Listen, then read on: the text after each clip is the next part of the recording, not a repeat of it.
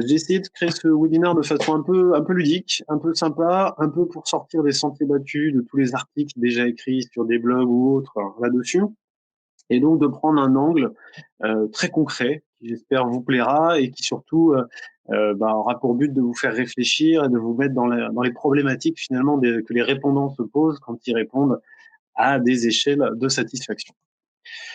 Pour nous présenter le webinaire, on va d'abord faire une première partie sur qui nous sommes très rapidement. Ensuite, la genèse de ce webinaire, comment j'ai finalement décidé de le créer et l'expérience que je vais conduire sur les échelles de satisfaction. Et ensuite, on verra les 5 conseils pour terminer.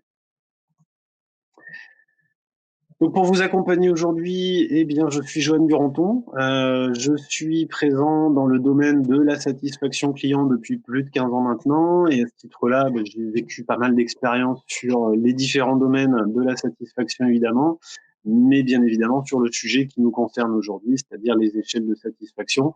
Et je vais essayer de vous faire partager une expérience sur le sujet. Qui sommes-nous? La société Vocasa, donc vous avez sûrement vu le nom là, dans le PowerPoint.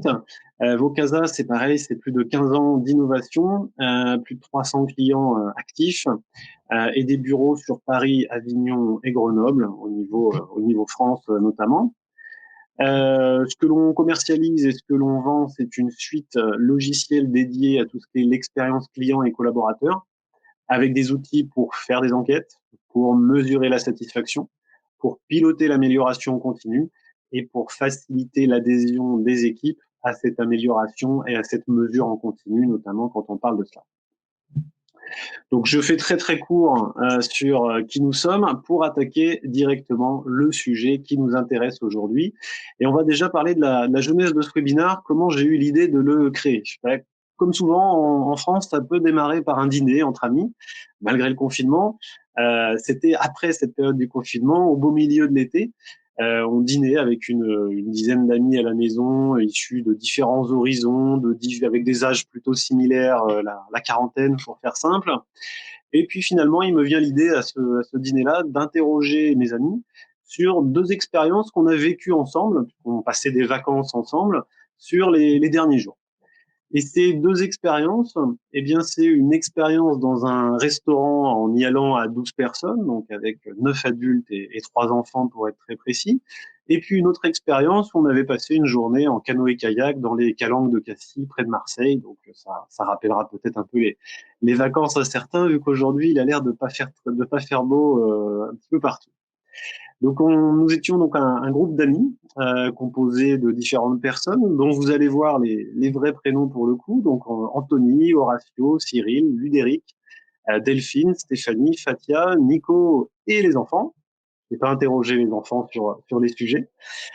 Et du coup, ce que je vais essayer de vous montrer, c'est uniquement sur une des 2 expériences pour pas être trop rébarbatif, et notamment sur l'expérience liée à la restauration. Donc on était en vadrouille dans le centre-ville d'Aix-en-Provence et tous avec le masque évidemment à cette époque-là déjà. Et un de nos amis nous dit qu'il a vu une fête de village dans une commune à côté. Et donc après vérification que la fête du village était bien maintenue, on se décide à y aller en disant que ça peut être sympa.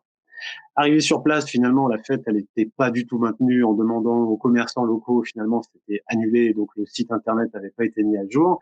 Et on se retrouve à devoir trouver un resto dans une petite commune en étant 12 personnes avec 3 enfants. Donc, pas le plus évident du monde. Donc, premier resto complet, deuxième resto complet.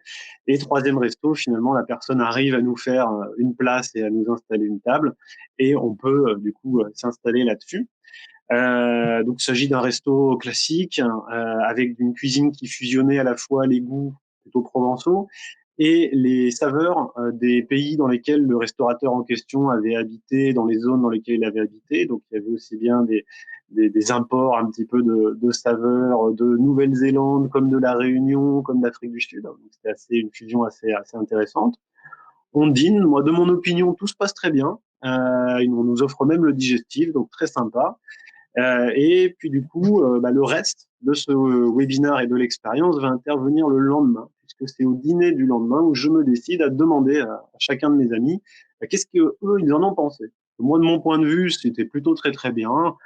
Allez, un 9 ou un 10 sur 10, pourquoi pas, ou sur une échelle de smiley, un smiley très content. Et donc, me vient l'idée d'interroger mes amis sur le sujet. Pour les interroger, bah, du coup, je suis parti du principe de leur poser la question suivante, une satisfaction générale sur le sujet. Et donc, satisfaction générale sur le restaurant. Un petit peu comme quand finalement vous allez noter un restaurant sur Google My Business, sur un site d'avis client ou autre, et en partant d'un principe de 1 à 5 étoiles, c'était mon postulat de départ dans cette conversation. Et là, directement, il y a une de nos amies, donc Delphine en l'occurrence, qui m'interpelle en me disant, mais oui, mais c'est bien gentil, mais moi, je suis embêté pour te donner une note générale dessus parce que le service et le repas, c'était très bien, mais on a quand même dû attendre parce que finalement, il n'y avait pas la place directement et la personne a dû nous installer quelque chose, on a dû attendre. Et pendant qu'on attendait, c'était compliqué de s'occuper des enfants, etc. Et donc, je ne sais pas comment te répondre à cette question. Et là, c'est hyper intéressant, évidemment, parce que Delphine, elle a mis le doigt sur une chose assez essentielle et qui est une différence principale entre les sites d'avis en ligne et les enquêtes, notamment. Bien évidemment, les deux sont hyper complémentaires sur plein de sujets, mais ils n'ont pas le même objectif. Les avis, ils ont pour objectif de faire du marketing, principalement, en utilisant un point de vue général, très généralement complété d'un verbatim, alors que les enquêtes servent à mesurer, à prendre des décisions stratégiques ou au contraire très opérationnelles sur des sujets généraux, aussi bien que sur des sujets très spécifiques et très particuliers. Mais poursuivons un petit peu la démarche et la démonstration, et donc je vais vous montrer les notes qu'ont mis les amis sur ce restaurant en partant du principe de satisfaction générale sur une note de 1 à 5.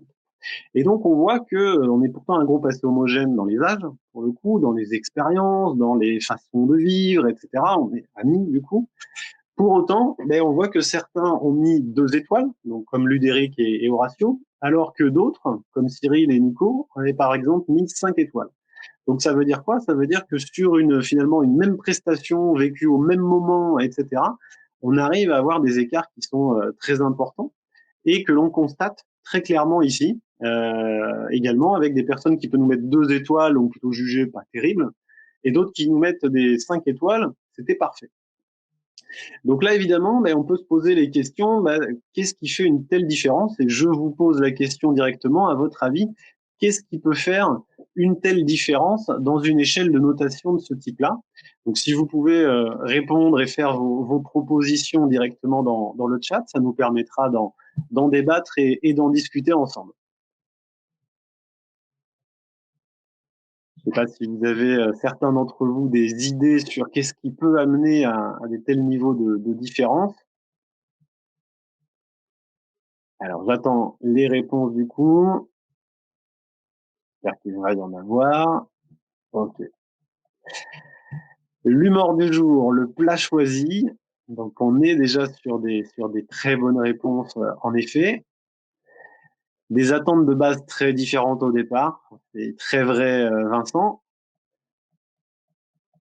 L'humour du jour également. L'échelle de référence prise pour évaluer. Ça va nous servir, Valérie, de base à ce webinaire. Vous avez bien mis le doigt dessus. Les attentes de chacun, évidemment. Les différentes personnes n'ont pas les mêmes exigences et les mêmes attentes. L'humeur du jour. La différence peut se faire aussi sur justement des services, l'ambiance, la déco, la cuisine, et c'est ce que ne permet pas de mettre un site d'avis, par exemple. Les attentes, l'influence des réponses précédentes données par les amis, évidemment, les critères notés, la signification des étoiles. On va le revoir aussi, Nathalie, sur ce point-là. Les personnes n'ont pas eu les mêmes critères pour évaluer, donc les mêmes jugements de valeur. L'âge, alors là, en l'occurrence, on était tous proches quarantaine ou quarantaine dépassée. La subjectivité de la question, les critères.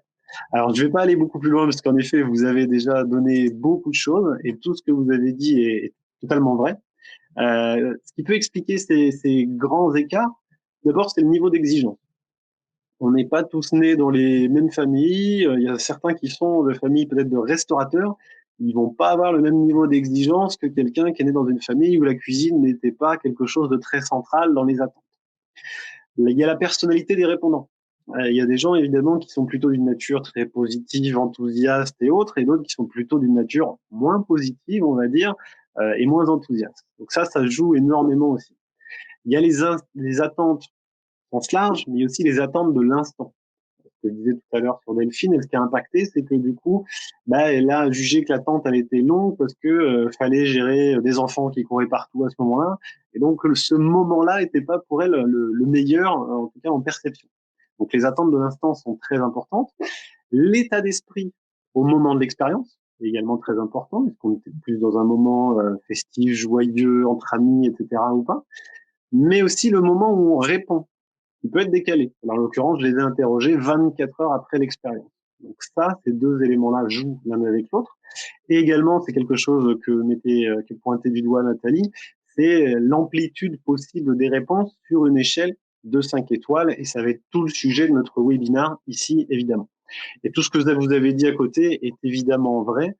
Notamment ce qu'a dit Johan, le fait qu'il y ait une personne qui a commencé à parler, elle peut influencer les autres quand on est sur un groupe qui répond finalement les uns après les autres, plutôt en face à face, quasiment comme c'était le cas ici.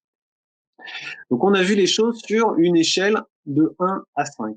Je reprécise de 1 à 5, parce que dans cette échelle-là, il n'y a pas de critère 0.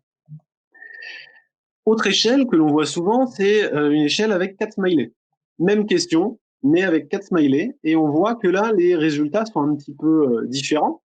Dans une échelle à 4 smileys, il y a un point très important, c'est qu'il n'y a pas de critère neutre, il n'y a pas de critère médian. On est donc obligé de forcer les protagonistes à se placer vers le positif ou le négatif. Ça, c'est important parce qu'on n'aura pas cette possibilité de neutralité qui pouvait être le cas tout à l'heure des personnes qui mettaient 3 étoiles, par exemple. Là, ici, on n'aurait pas ce cas-là. On note ici que personne n'a osé mettre le smiley qui est le plus rouge, qui est le moins content. Donc ça, c'est important aussi, c'est-à-dire qu'il n'y avait pas de vote, entre guillemets, sanction sur cette prestation de restaurant. Et donc, on voit aussi qu'il y a 2 personnes qui sont quand même dans le négatif, 2 qui sont dans le très positif et donc dans toujours la note maximale. Et puis, on a un petit peu des gens qui se sont positionnés sur le critère, le smiley satisfait, entre guillemets, qui est positionné directement ici. On part sur une autre échelle, une échelle de 0 à 10. Cette fois-ci, toujours avec les mêmes répondants, toujours la même question. La seule chose qui diffère, c'est l'échelle. Donc sur cette échelle, on est sur une échelle assez classique qu'on utilise aussi, par exemple, dans le cas d'un Net Promoter Score, même si le Net Promoter Score, c'est sur de la recommandation, et là, on parle de satisfaction, c'est un petit peu différent. On va noter toujours la satisfaction globale. Ce qu'on note ici, c'est que l'amplitude possible est plus fine. C'est-à-dire que là, ici, j'ai le choix entre 10 critères, même entre 11 critères, puisque je vais de 0 à 10 ici en l'occurrence. Donc, on a une amplitude beaucoup plus fine, et donc on peut se positionner sur des choses aussi beaucoup plus fines. Là, ce que l'on peut remarquer, c'est qu'on a moins de notes extrêmes directement aussi quand on est là-dedans. C'est-à-dire que les gens qui avaient mis jusqu'à présent 5 étoiles ou le smiley le plus content ne vont pas mettre 10 sur 10 pour cet exemple-là. Ils n'ont pas mis 10 sur 10, ils ont mis 9 sur 10. Ce qui est intéressant aussi, c'est que du coup, on n'a pas non plus de notes qui vont sur le 1, 0, 1 et 2, par exemple. La note la plus basse est de 3, ici, en l'occurrence.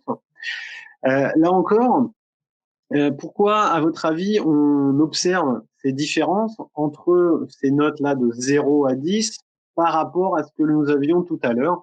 Là, pareil, je vous laisse aussi répondre. Donc, si vous avez des opinions et des idées sur le sujet, n'hésitez pas à les partager. Il y a une première information ici, c'est que ce type de notation de 0 à 10, qu'on le veuille ou non, en tous les cas dans la culture française, nous renvoie irrémédiablement vers le système scolaire. Ça sera encore plus vrai dans une autre échelle que je vais vous montrer tout à l'heure, mais on est directement dans la possibilité d'avoir un 0, dans la possibilité d'avoir une note maximale, et donc ça nous renvoie quelque part moralement et mentalement au système scolaire. C'est aussi, on affiche des notes. Ici, on n'affiche plus des pictogrammes, on n'affiche plus des icônes, comme c'était le cas tout à l'heure avec les étoiles ou les smileys. On affiche très clairement une note.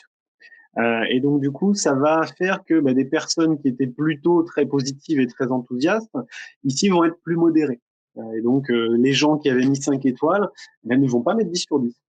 ici pour cet exemple-là et pour ces personnes-là. Encore une fois, cette démarche n'est pas scientifique. On parle d'un échantillon de 8 personnes, donc ce n'est absolument pas scientifique sur le sujet, c'est juste pour faire réagir sur la thématique. Donc ça, c'est très important. Autre facteur important dans cette échelle, comme je vous le disais, on a la possibilité de mettre 0. Et donc, ça peut impacter des moyennes globales, évidemment. Autre exemple, toujours les mêmes personnes, toujours la même question, mais cette fois-ci, on note de 0 à 20. Là, le jeu, évidemment, il devient très intéressant parce que clairement, ça renvoie aux notions scolaires. Ici, on a tous été notés de 0 à 20 quand nous étions à l'école, au collège, au lycée, dans les études, etc. Et donc, ça nous renvoie très fortement à ça, au moins pour ceux qui ont été dans un cycle en France. Parce qu'en France, il n'y a que des notes de 0 à 20 pendant très longtemps. Ce que l'on constate là aussi, c'est que il n'y a pas de 19 sur 20, il n'y a pas de 20 sur 20 non plus, et que presque comme un petit peu sur les notes qu'on peut avoir au lycée ou autre, dès qu'on a plus que 18 sur 20, ça peut même paraître louche en fait à l'administration, etc. Ça peut faire que les professeurs doivent se justifier quand ils mettent des notes de ce type-là. J'espère que c'est de moins en moins vrai, mais en tout cas sur mon époque, c'était encore très très vrai. On voit ici que également que certains ont mis des notes plutôt négatives, qui étaient plutôt négatives jusqu'à présent, donc qui étaient dans le rouge ou dans la moyenne en dessous de dans la partie en dessous de la moyenne. Ici, on constate qu'il y a plus d'éléments dans le négatif. C'est-à-dire que la note la plus basse est donnée par Ludéric, qui a mis ici 10 sur 20 en l'occurrence, mais il n'a pas mis en dessous de 10 sur 20. Donc pareil, en se raccrochant à des éléments mentaux qui sont plutôt scolaires, on a plus ce type de note-là. Et pareil, on aurait aussi la sensation de mettre un vote un peu sanction en mettant moins de 10 sur 20. Et donc, on se sentirait presque un petit peu coupable à mettre une note inférieure à 10. Ça, c'est le ressenti de certaines populations, de certaines personnes. C'est pas un point de vue général. En tous les cas, c'est impactant quand même de voir que ici, naturellement, personne n'a mis de note en dessous de la moyenne et on s'est arrêté à la moyenne, alors que précédemment, avec des pictogrammes, on pouvait aller vers les négatifs. Et là, ça c'est très différent sur une note du coup de 0 à 20. J'ai poussé le vice jusqu'à leur demander ce qu'ils auraient mis comme note sur une échelle avec 3 étoiles seulement. Et là, c'est encore plus intéressant, évidemment, parce que là, on n'a plus que 3 choix possibles. 1, 2 ou 3 étoiles. Possibilités de choix sont moindres.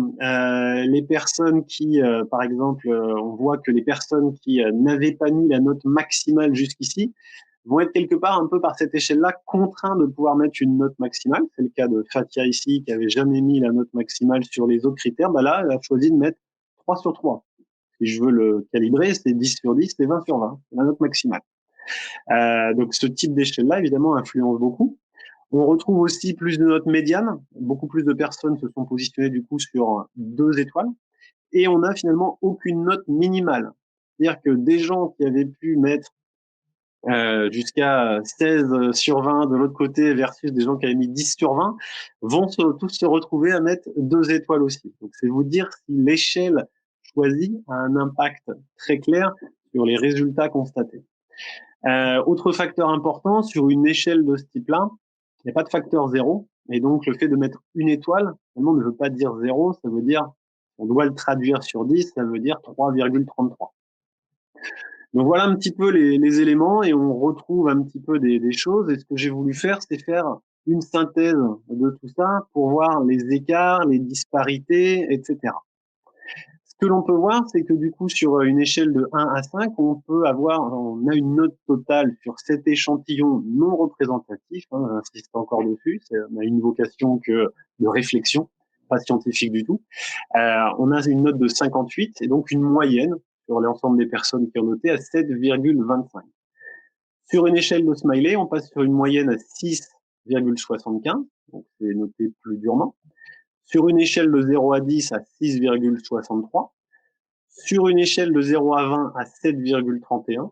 Et c'est du coup en mettant une toute petite échelle sur 3 étoiles qu'on a la moyenne la plus haute avec 7,92, puisque comme je l'ai dit tout à l'heure, personne a voulu se positionner sur le vote sanction de une étoile.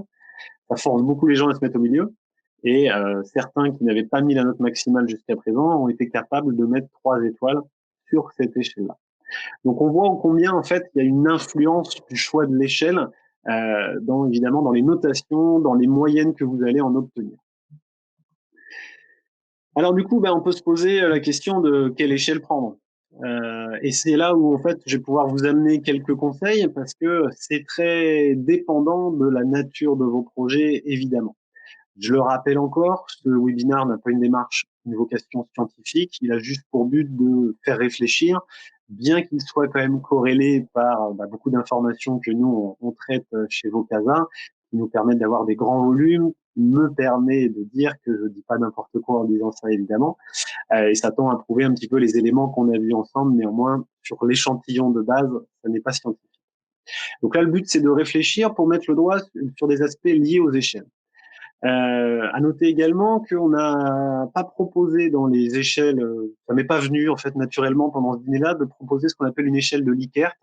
Une échelle de Likert, c'est une échelle qui va être plutôt textuelle généralement et qui va se lire par exemple de très insatisfait, insatisfait, satisfait et très satisfait. Donc, là, on est plus sur une échelle de Likert et ça je l'ai pas proposé dans ce jeu, mais ça aurait pu être le cas et ça aurait été également très intéressant.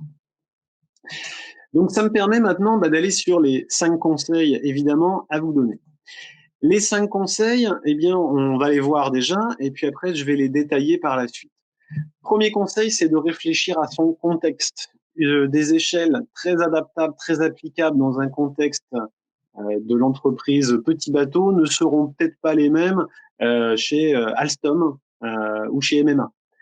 Donc tout ça, évidemment, il y a un contexte à prendre en considération et je vais vous donner les informations, évidemment, liées à ce contexte qui est très important.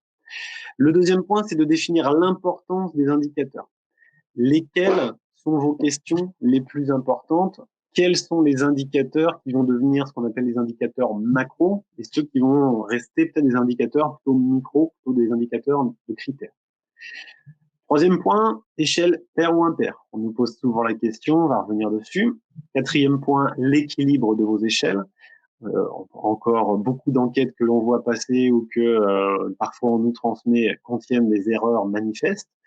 Et le cinquième point, c'est les usages, c'est-à-dire qu'est-ce que la profession globale retient. Et on va voir également ce cinquième point ensemble. Premier élément, réfléchir à son contexte. Premier niveau, c'est est-ce qu'on parle d'avis ou d'enquête? Si vous parlez d'avis, vous êtes presque emprisonné. Ça sera une échelle de 1 à 5, parce que c'est souvent les sites d'avis, c'est sur 5 étoiles. Et comme ça, vous n'avez pas le choix. C'est le fournisseur qui vous force à faire comme cela. Sur les enquêtes, vous aurez le choix. Du coup, vous pourrez faire ce que vous voulez. Il y a même des fois des échelles de 1 à 7. Je les comprends pas trop personnellement, mais ça existe. Et du coup, on peut personnaliser comme on souhaite, avec des échelles de 0 à 10, des smileys, etc. Deuxième point à prendre en considération par rapport à son contexte, c'est le type d'enquête, son sérieux et jusqu'où elle va remonter. Si vous faites un petit quiz juste pour envoyer à 45 collaborateurs, c'est autre chose que de mettre en place une enquête dont le Net Promoter Score, par exemple, va remonter jusqu'au niveau de la direction ou du codir ou du copil chez vous. Ça n'a pas le même impact, ça n'a pas le même niveau de sérieux et d'éléments à faire remonter dans l'entreprise. Autre impact, c'est l'aspect B2B ou B2C. Évidemment, dans le monde B2C, on a plus tendance que dans le monde B2B à faire des enquêtes qui vont pouvoir contenir de l'iconographie. On nous le demande, nous, parfois nos clients nous le demandent, voilà, on doit envoyer à des millions de personnes des enquêtes, et donc du coup, il faut qu'elles soient facilement lisibles par tout le monde, que ça soit sur un smartphone, un ordinateur, une tablette, et donc on veut que ça parle à tout le monde. On veut en plus que ce soit un projet européen, et donc que l'échelle parle à tout le monde, quel que soit son pays, sa culture, etc. Et donc très souvent, quand on a ces considérations-là, on va devoir passer par l'iconographie, et c'est très bien dans ce cas-là. L'autre point, c'est le mode de collecte.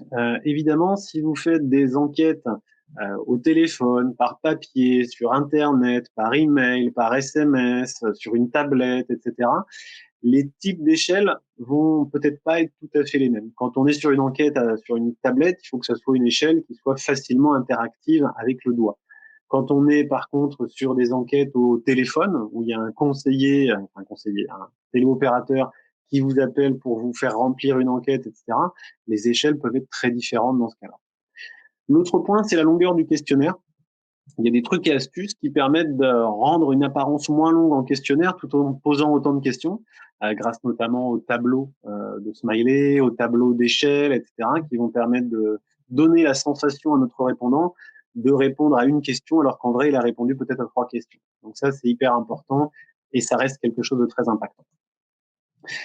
Deuxième élément, c'est de définir l'importance des indicateurs. Certains indicateurs, ils ont des standards. Le Net Promoter Score, c'est de 0 à 10. Le CSAT, on a 2 standards possibles. Le CES, c'est de 1 à 5. Et donc ça, c'est des standards et c'est des normes internationales. Et donc, quand c'est comme ça, on n'a pas trop le choix. Généralement, ce qui est très bien, c'est de mettre ce qu'on appelle les indicateurs macro, par exemple le Net Promoter Score typiquement, plutôt sur des échelles de 0 à 10, donc avec une amplitude plus fine permettant des modalités de réponse différentes, parce que derrière, c'est des indicateurs qui vont remonter très souvent au top management et qu'on va pouvoir filtrer. Donc, par exemple, une entreprise a 39 de Net Promoter Score, mais on va choisir de le filtrer par agence, par magasin, etc. Et donc, du coup, on va avoir ce besoin de toujours avoir un indicateur qui soit parlant. Et pour qu'il soit parlant, très souvent, le 0 à 10 peut être très pratique. À l'inverse, un indicateur plus micro, on pourra mettre des échelles plus réduites. Par exemple, sur un critère spécifique lié à de la satisfaction, ben, on ira plus vite également à le faire comme ça. Et ça fait gagner du temps aux répondants, en fait, sur les critères mineurs. C'est comme quand vous allez au restaurant, justement. Si vous avez une carte avec 4 choix ou une carte avec 10 choix, vous allez aller plus vite à faire votre choix sur la carte avec 4 choix. Et donc, ça permet de compresser les temps pour les répondants en mettant des échelles plus courtes également sur les critères plus mineurs. Échelle paire ou impair, on nous pose très souvent la question. Là, c'est toujours difficile de donner une école. Moi, je suis plus de l'école de ne pas mettre de critères médians parce que je sais ce que ça peut donner en analyse. Néanmoins, il y a certaines enquêtes et certains types de questions qui le nécessitent. Donc, les avantages, inconvénients un petit peu les deux, c'est que sur une échelle paire, on ne donne pas la possibilité de se placer au milieu. Donc, ça limite les biais liés aux gens qui sont naturellement indécis et qui se placent souvent sur la mesure médiane. Sur les échelles impaires, ça permet de se positionner aussi de manière neutre, là pour le coup, et ça permet d'avoir un champ médian utile pour certaines questions. Par exemple, les questions d'évolution d'une année sur une autre. Notre offre comparée à l'an dernier, diriez-vous qu'elle a progressé, stagné, régressé? C'est hyper important d'avoir un choix médian dans ce cas-là. Mais ça dépend, là encore, évidemment, de votre contexte. L'équilibre des échelles, c'est le 4e conseil. On voit encore trop souvent des échelles déséquilibrées et donc qui viennent biaiser les résultats. On en voit tous les jours passer. Exemple, vous avez une échelle où vous avez 3 critères positifs, un critère neutre et un seul critère négatif. Ça arrive encore très souvent dans les enquêtes que l'on peut reprendre. Et donc, c'est quelque chose à formellement éviter. Toujours penser aussi ces échelles, évidemment, en visant l'équilibre, que celle-ci soit paire ou impaire. Il faut toujours avoir cette forme d'équilibre dans les échelles. C'est très important pour éviter qu'elles soient biaisées. Le dernier conseil, ça sera sur les usages. Il est généralement d'usage de commencer les échelles par le négatif pour aller vers le positif. Pareil, au niveau culture française. Et en tous les cas, il ne faut jamais changer cet ordre-là dans une enquête. C'est-à-dire que si vous avez une question, la première question, elle se lit de 0 à 10, il ne faut pas que les autres questions, ça parte du très satisfait au très insatisfait. Sinon, vous allez perdre votre répondant. Et c'est aussi pour ça qu'un indicateur tel que le CES est parfois un peu remis en question ou chahuté, parce que du coup, il se lit dans l'autre sens et il peut apparaître comme pas très pratique pour le répondant sur certains aspects. Et du coup, on le voit beaucoup, le CES, donc le Customer Effort Score, et de temps en temps adapté à ce contexte-là.